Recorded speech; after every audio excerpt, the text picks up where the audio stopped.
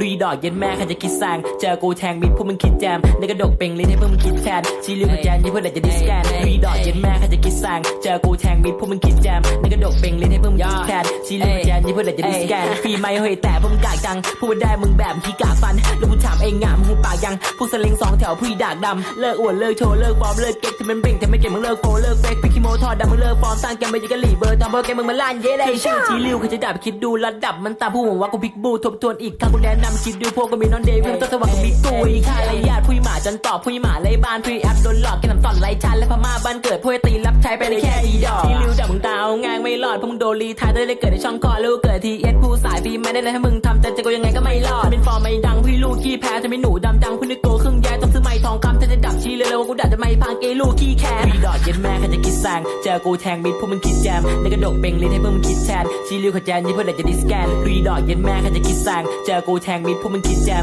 ในกระดกเป่งลิ้นให้พวกมึงคิดแทนชี้ริวขจรยี่เพื่อจะดิสแกนจะว่าเซ็กยูไอสัตว์มันร้องได้พวกกูอยากฟรีไมค์กระจ่อยโจนใต้กับกูดังกันจัดพวกดีซีกูให้มึงเปรียบอย่างตีกับตีมันร้องว่าพี่ไอ้ใช้ล่างสุดเที่ยวระดับท็อปแล้วทำไมต้องอ้ามให้กูตัวอย่างซอฟได้เพราะมึงมันด้ามแต่กูนี่อย่างฮอตแล้วกูไม่สร้างภาพรีวิวตัวอย่างก็ตีมึงไล่มารยาทพวกเสื้อผ้าแกจะปากแกมึงไล่ธรรมชาติเอาง่ายพวกด่าอย่าคิดทำจะด่าคิดไม่อ่อนแล้วมันดีพวกกูจอดขับมันดันเก่งแต่ปากแต่ไม่มีคำแสดงที่มึงแอปมึงจะโชว์กันทำไมอย่าได้เกิดคิดจะแรปโชว์มากกันในควายอย่าระเบิดที่ในแอปแต่มึงแรปคำเป็นไทยพวกกะลีขึ้นมาแอปเพื่อมาโชว์กูละอายคนเมกาแล้วกูไม่สะดุดมึงไม่ต้องลีลาตัวมึงโคตรสุดแกมึงไล่ปัญญาพวกมึงหนีกันมาฟรีแม่คนแล้วแต่ไอ้นั่นเป็นสีธัญญาฉีกที่หายสัตว์ไอเย็ดเคฟีมันจะบ้านปะมาเก่งสับเย็ดเคทำไม่ต้องไล่ลำไอเลยอ่อนเย็ดเคปากดีกันไปไว้ตัวตลกเลยเก้ดอกแม่ใครจะคิดแซงเจอกูแทงมิดพวกมึงคิดแจมในกระดกเป่งลิ้นให้พวกมึงคิดแทนชี้ริวขจรยี่เพื่อจะดิสแกนลุยดอกเย็นแม่ใครจะคิดแซงเจอกูแทงมิดพวกมึงคิดแจมในกระดกเป่งลิ้นให้พวกมึงคิดแทนชี้ริวขจรยี่เพื่อจะดิสแกน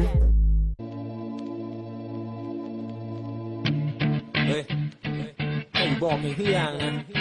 คิงเกิดว่าคิงเก่าคิงมันเก่ามันแต่ฮะก็หูพาทั้ง10 คนก็ยังเอาแบบแต่หวยนักเลงโทรศัพท์กับมือน่าเจอปอกนี่จะแต่ไอ้หัวของแต่เป็นได้พอนเอ้ยเยี่ยมเพราะว่ากูแรปมาก่อนวันที่พวกมึงคลอดมันน่าตลกถ้ากูต้องพยายามมาเปลี่ยนตัวเองให้พวกมึงชอบทั้งที่กูคือต้นแบบที่สร้างว่าไม่พวกมึงหลอกอย่าได้คิดว่าพวกมึงหลอดแค่หลงทางหรือเรียกอีกอย่างว่าพวกมึงลอสกูไม่ต้องหลอกแค่มีพรสวรรค์และนั่นแหละคือข้อดีกูทำเพลงเพื่อฆ่าตัวเองแหละแต่ทุกวันนี้ก็ยังไม่ตายเหมือนเจสันวอร์ฮีรู้จักไปรุ่นกูรุ่นมึงไม่มีพิกัดกูต่อให้10 ลุม 1สะท้อนความจริงผ่านเสียงดนตรีสังเคราะห์กูก็เก็บพูดไปตามจริงแต่ยืนอยู่บนวิถีเฉพาะก็แค่นั้นแม้ไม่ใช่เพลงที่เข้าถึงง่ายแต่ก็ยังน่าฟังไปทำอย่างกูให้ได้สักครึ่งหนึ่งก่อนแล้วค่อยมาว่ากันให้พูดยังไงก็ไม่เข้าใจไอ้ห่าพวกมึงเป็นรุ่นลูกไปเรียนให้จบมหาลัยพวกกูไม่ฟังวัยรุ่นพูดดิสแม่งออนสเตจไปเปิดดูในคลิปวิดีโอเฮ้ยระดับนักเลงเป็นคนละเกรดพวกมึงมันสตูดิโอเตอร์สั่นได้เพียงแค่ยืนคอยมองดูร่ำไปแล้วพวกมึงเป็นใครกูไม่รู้จักได้ซ้ำไปสัมพันธ์ตัวผิดก็ต้องมานั่งช้ำใจแล้วจะให้กูทำไงแต่มึงมันเป็นแค่ตัวประกอบสั่นได้เพียงแค่ยืนคอยมองดูร่ำไปแล้วพวกมึงเป็นใครกูไม่รู้จักได้ซ้ำไปสัมพันธ์ตัวผิดก็ต้องมานั่งช้ำใจแล้วจะให้กูทำไงแต่มึงมันเป็นแค่ตัวประกอบมันแรปเกมพอสู้ไม่ได้ก็เลยต้องพิมพ์ขู่เอาชีวิตมึงเจอแต่เรื่องง่ายๆขอร้องอย่าเสือกมาขู่เขาเพลงดิสกูทำมานานจนคนเขาคุ้นเคยกันกูถามนิดว่าเพลงมึงมาที่ไหนที่เคยฟังชนะตัวเองไม่ได้ไม่ต้องไปคิดชนะใครมึงโวยวายจะเป็นจะตายพออยู่ต่อหน้าก็ได้แค่มองกูจากระยะไกลพวกมึงมันพูดมากแต่ทำหน้าที่มึงเอาแต่ถ่ายรูปกูยังไม่พูดเลยสักคำแถมยังมีหน้ามาบอกว่าใครเขาอ่อนแต่เมียมึงก็ดีนะถ้าเกิดว่าแสงไม่เข้าก่อนรับรองกูจัดจ้านซะยิ่งกว่าต้มยำก่อนด่ากูดูหนังหน้าตัวเองหายิ่งกว่าแม่ค้าส้มตำถ้าข้องใจกูท้าให้ยกมือได้ขนาดหัวหน้ามึงเจอกูก็ยังต้องยกมือไหว้ค่าของคนมันอยู่ที่ผลของงานเสนอหน้ามากี่คนก็หนีไม่พ้นตำนานก็เดินไม่วานสืบฉันได้เพียงแค่ยืนคอยมองดูร่ำไปแต่แล้วพวกมึงเป็นใครกูไม่รู้จักได้ซ้ำไปสัมพันธ์ตัวผิดก็ต้องมานั่งช้ำใจ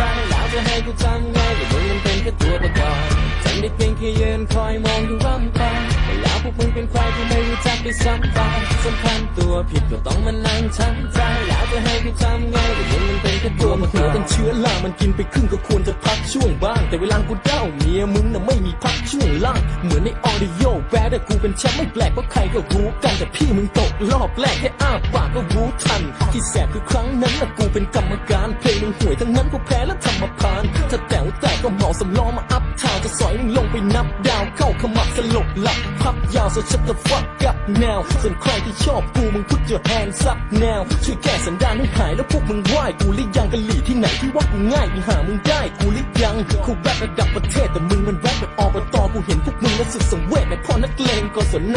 ก็นี่มันนอตไซน์นะไม่ใช่มุกดาหารเอาของมีค่ามึงถอดไว้ไม่ต้องมาเสียเวลาถามกูผ่านช่วงเวลาที่ยากลำบากมามากมายไอ้แค่นี้ไม่ละคายผิวทุกคนกูรู้กูปากลายแต่ก็ยังพยายามจะคลายอิวทำเงินจากหลักแสนเป็นหลักล้านนั่นแหละที่กูยังบอกตัวเองคิดทฤษฎีมาหักล้างก็บอกว่ามึงมันหลอกตัวเองเมื่อตอนอายุ12กูอัดเดโมกับเทปเดียวพวกมึงยังดีดลูกแก้วแล้วทำมาพูดเรื่องเฟกเดียวถ้าเป็นพิลเลอร์แถวบ้านกูก็คุกเก็บติดหัวมึงเป็นละตินตั้งแต่เมื่อไหร่หรือมึงมันลูกติดหัวไอ้หัวล้านคอยมองอยู่ร่ำไป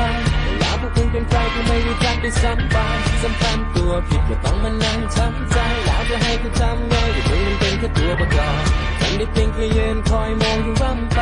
แล้วพวกมึงเป็นใครกูไม่รู้จักได้ซ้ำไปสัมพันธ์ตัวผิดก็ต้องมานั่งช้ำใจ